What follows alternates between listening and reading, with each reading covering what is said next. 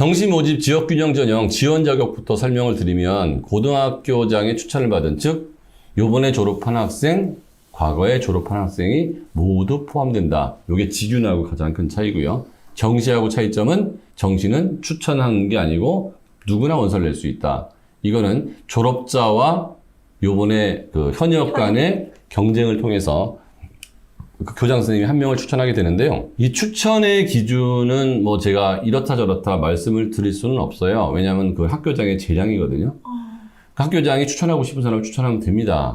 경쟁이 치열하지 않은 경우는 교장 마음대로 추천을 해요. 지원하는 사람이 없다면. 네, 그렇죠. 실제로 없는 경우가 많이 있거든요.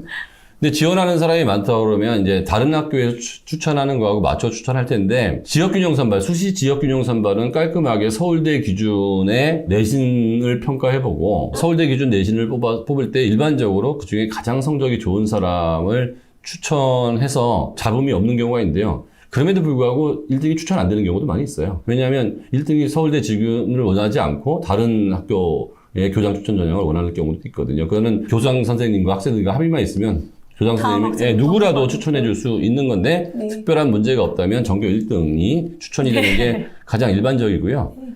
제가 일을 하다 보면 1등이 추천 안 되는 경우가 굉장히 많이 있기 때문에 그래요. 본인이 원하지 않는 경우가 의외로 많습니다. 왜냐하면 서울대 스타일도 아니라고 생각하고 그다음에 최저로 맞추기도 힘들다고 생각하고 여러 가지 이유가 학생마다 존재를 하기 때문에 근데 물론 거의 대부분은 1등이 추천이 되죠. 그런데 이제 이런 경우에는 이제 졸업생하고 재학생이 같이 경쟁을 하기 때문에 일반고가 유리해지는 거죠. 왜냐하면 일반고가 아니거나 강남의 재수생 비중이 아주 높은 학교에서는 내신 감점을 받지 않고 그 친구가 만약에 그 수능 성적을 그 요번에 현역보다도 높게 받았다면 교장 선생님이 이 제도의 특성상 무조건 현역을 추천해 줄 수는 없을 수도 있거든요. 근데 전형 방법을 보면 인문대 인문계열 사회과학대학교 정외과 경제학부 인류학과 그 다음에 공대 광역 약대 약학계열 의대 의예과 치대 치의학과 딱 보면 이 중에서 인원이 제일 많이 있는 게 치의학과 의학과, 약학과, 그 다음에 사회대 전체에서도 경제학부. 네, 맞습니다. 이런 나머지는 광역으로 뽑기 때문에 뽑은 다음에 다중과로 들어가서 어느 과라고 특별히 얘기하기는 힘든 거고요. 이렇게 해서 우리가 일반적으로 서울대학교 안에서도 가장 선호되는 네. 과들에 대해서 이런 정시지균이 포함되어 있고 지균 인원을 줄이고 정시지균을 늘린 거거든요. 네. 그 다음에 종합전형, 일반전형도 줄이고 정시지균을 늘린 건데 서울대학교가 아주 좋은 전략을 짠 것 같아요. 아무리 지균을 뽑는다 하더라도 수능 최저 수준이 사실은 그렇게 높은 건 아니거든요. 네. 왜냐하면 수능 최저 수준을 맞췄다는 거는 서울에 있는 일반 대학 정도 가는 수준을 맞춘 건데 서울대 입장에서 보면 그렇게 높은 성취도는 아니에요. 근데 이거를 정시 지균으로 바꿈으로 인해서 내신을 약간은 반영하고 교장 추천을 받아서 전국 단위의 학생을 뽑긴 하지만 수능 성적 위주로 뽑는 거기 때문에 전국 단위에서 수능 성적이 좋은 학생들을 좀 더 선발하고 싶다. 이런 느낌이 아주 강하고요. 그럼에도 불구하고 지균의 특성상 특목고나 뭐 이렇게 상위권 학교들에서는 이익을 주지 않겠다. 강남에 있는 상위권 학교도 1명, 저기 지방에 있는 학교도 1명을 배정하기 때문에 골고루 뽑겠다는 거죠. 네, 인원에 있어서 우리 학교는 정시지균에 해당되는 정시지균 커트라인에 해당되고 감점을 받지 않는 학생이 10명이 있어도 네. 그중에서 1명만 추천을 네. 받아서 지균보다는 지역으로 퍼지는 그 인원수가 많지는 않을 거예요. 지균은 최저만 맞추면 되는 건데 이거는 정시를 맞추고 감점 요인이기 때문에 지균만큼 저 지역에 있는 아이들이 많이 합격을 하진 않지만 최소한 강남에 있는 명문고 학생들 입장에서 보면 없던 티오가 생기긴 한 거지만 한 장밖에 안 생겨서 그 부분에서 약간의 불리함이 있다고 볼 것 같습니다. 수능 영역별 반영 방법 볼게요. 이거는 이제 학교마다 다 다른데 서울대학교는 반영 비율을 표준 점수를 일단 계산을 한 다음에 거기다 가중치를 부여해요. 네, 맞습니다. 국어, 수학, 탐구를 이제 표준 점수를 나온 다음에 국어는 그냥 표준 점수 그대로 쓰고 수학은 곱하기 1.2, 탐구는 곱하기 0.8을 해서 다시 점수를 내게 됩니다. 그래서 만점은 해마다 약간 점수가 달라요. 왜냐하면 각 과목의 표준 점수에 의해서 만점이 나오기 때문에. 그래서 일단 서울대학을 오기 위해서는 수학을 잘 해야 된다. 수학에서 가중치가 높다. 이거 반드시 눈여겨볼 필요가 있고요. 탐구는 조금 가중치가 그거에 비해서는 낮죠. 그러니까 이게 서울대학교에서 판단을 한 게 탐구는 선택 과목에 있다는 유불리가 있기 때문에 거기에서 좀 감소를 시킨 것 같고요. 네. 수학의 중요성, 그거는 뭐 서울대학교는 늘 강조했었기 때문에 수학의 중요성을. 그 다음에 영어로 가버리면 여기서부터 전략이 잘 세워져야 되는데요. 과거에는 이게 재수생 비중이 굉장히 늘어난 이유 중에 하나도 영어가 절대평가로 나왔기 때문에 그래요. 과거에 등급 따기가 굉장히 힘들었었거든요. 네, 너무 어려웠었죠. 그 빈칸 추론 몇 문제 때문에 정말 너무 많은 학생들이 고생을 했는데 90점만 넘으면 다 1등급 처리가 되고 그 다음에 2등급도 감점이 0.5점밖에 안 된단 말이에요. 0.5점이라는 감점은 실제로 동점자 처리할 때 정도 영향을 미치는 점수기 때문에 내가 만약에 영어가 2등급 이상만 되면 거의 감점을 안 받는 거죠. 1등급이면 아예 감점이 없고요. 영재고 학생이 있었는데 이 친구가 이제 등급이 4점대 후반 등급이 나오니까 자기가 원하는 서울대학교에 수시로 들어가기가 힘들다는 생각을 한 거예요. 그 수학은 좀 능력이 있었고 점수 잘 나왔는데 중학교 때부터 영어 공부를 좀 등한히 해서 영어는 등급이 4등급이 실제로 나왔다는 얘기예요. 그런데 심지어 국어도 2등급이 나왔는데 서울대 기계 쪽으로 합격을 했다는 얘기죠. 즉 다시 말하면 영어가 4등급이 나오고 국어가 2등급인데도 불구하고 수학이 거의 만점이었죠. 그래서 그 점수로 올 수가 있었다는 거예요. 그러니까 다시 말하면 영어가 등급이 낮아도 서울대학교에 올 수 있는 가능성이 있다는 거죠. 특히 2등급까지는 거의 감점이 없는 거고 3등급까지는 2점 정도의 감점. 그런데 이제 5등급부터는 6, 8, 10 이렇게 감점이어서 아주 낮은 등급에서는 감점 요인이 많은데 실제로 서울대학교에 정시로 올 친구들이 영어가 6, 7, 8등급은 안 나오고 있어요. 그러니까 실제로 영어 등급이 안 좋다고 하더라도 수학과학이나 그 국어 성적으로 그거를 감수할 수 있다고 볼 수 있고요.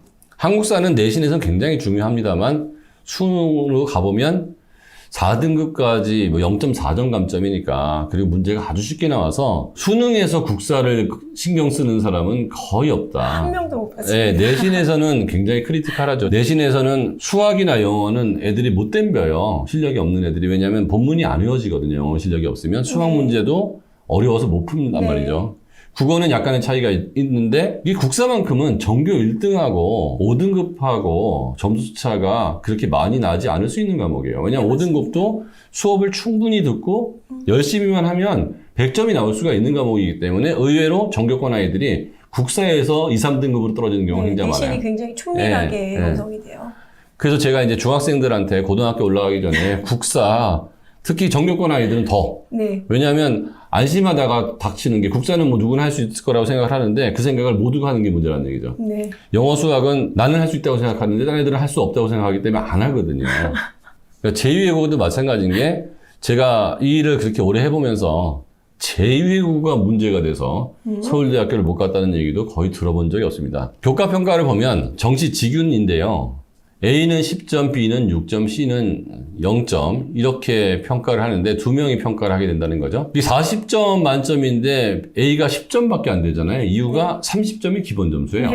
그러니까 30점은 다 주는 거고 그 다음에 이제 두 명이 평가를 하는데 거기서 두 명 다 A를 주면 10점. 근데 감점 요인 아까 배웠잖아요. 1, 2등급이면 감점 없고 A면 감점 없고 세트 보고 권장 과목 다 들으면 감점 없다. 내가 등급이 안 좋다고 무조건 감점이 되는 건 아니고요. 될 수도 있고 안 될 수도 있다. 그러면 현실적으로 정시직윤 전교 1등을 해서 교장이 추천을 받을 정도의 아이인데 일반고에서 내신이 문제가 될 가능성은 거의 안 보이죠. 그렇죠? 심지어는 전사고에서도 거의 문제가 안 보일 가능성이 있어요. 전사고에서도 아주 뭐 경쟁이 치열하지만 않다면 어느 전사고는 문제가 될 가능성이 일부 있는데 광역자사고나 강남 명문고에서도 감점 요인은 거의 없어 보여요. 그렇다 그러면 거의 대부분 AA를 받아서 또는 AB 또는 AB 정도를 받아서 그냥 감점 없이 갈 가능성이 높은데 여기에 이제 과거나 영재고나 아주 내신 경쟁이 치열한 전국 단위 자사고에서는 몇 명은 감점을 받을 가능성도 있어 보인다. 영재고는 감점을 받을 가능성이 꽤 높겠죠. 이거를 서울대학교 등급 환산으로 해버리면 영재고에서 2등급 안쪽이 아닐 가능성도 있거든요. 전교권